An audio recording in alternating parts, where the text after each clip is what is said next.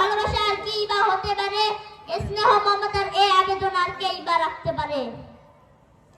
প্রিয় উপস্থিতি, সময় ফুরিয়ে যাবে, কিন্তু বাবা মায়ের স্নেহ মমতা বর্ণনা দিয়ে শেষ করে যাবে না।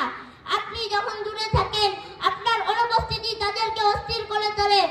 আর তারা আপনার জন্য ভালো ভালো খাবার জমা করে রাখে, সর্বদা অপেক্ষা করে আপনার ফিরে আসা। আপনি অসুস্থ হলে তাদের নির্ঘুম রাত কাটে, অস্থিরতা বিরাজ করে। প্রিয় ভাইয়েরা, কখনো আপনার পরিশ্রমী বাবার দিকে ভালো করে লক্ষ্য করেছেন?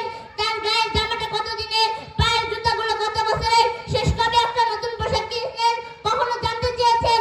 বাবারা এমন নয়, তারা জীবন যুদ্ধের শ্রেষ্ঠ সৈনিক, তারা আমাদের আস্থার প্রতীক, তারা আমাদের অহংকার, তারা আমাদের গৌরব। প্রিয় উপস্থিতি, আজ অত্যন্ত দুঃখের সাথে বলতে হয় যে বাবা মা সন্তানের জন্য এত কঠোর পরিশ্রম করেন, তারা দিবারাত্রি কষ্ট করেন।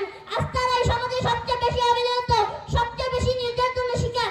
নতুবা বৃদ্ধাশ্রম কেন তাদের আশ্রয়স্থল হবে? কেন ঢাকার অলিতে গলিতে আমার মায়েরা ভিখারির মতো ছুটবে? কেন 70 বছরের বৃদ্ধ বাবা রাস্তায় রিক্সা চালাবে? কেন জীবিকার তাগিদে কাজের জন্য হন্য হয়ে ঘুরবে? আছে কি এর কোনো জবাব? হে চিন্তাশীল ভাইরা, তোমার বিবেক কখন জাগ্রত হবে? তোমার মনুষ্যত্ববোধ কখন জেগে উঠবে? তোমার কলিজা কি কেঁপে ওঠে না? বাবা মার জন্য সামান্য একটু দরদ হয় না?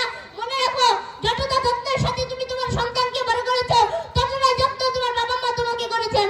আজ তারা অবহেলিত হলে কাল তুমি অবহেলিত হবে। আজ তোমার ঘরে তাদের জায়গা না হলে কাল তোমার সন্তানের ঘরে তোমার জায়গা হবে না। তাই সময় থাকতে সচেতন হও, বাবা মায়ের যত্ন করো, সম্মান করো, তাদের মান্য করো, সাধ্য অনুযায়ী সুখ শান্তির ব্যবস্থা করো। সর্বোপরি এটাই বলবো, যদি বাবা মা সুখী হয়, সুখী হবে পরিবার, নেমে আসবে রহমত, জারি হবে শান্তির বাড়ি দ্বারা, উজ্জ্বল হবে আগামীর পথ চলা। এবং আজকের এই সার্থক মাহফিল, আজকের আয়োজন, আল্লাহ তাআলা আমাদের সকলকে বেশি বেশি আমল করার তৌফিক দান করুন। আমিন। ওয়া আখিরু দাওয়ানা আলহামদুলিল্লাহি রাব্বিল আলামিন।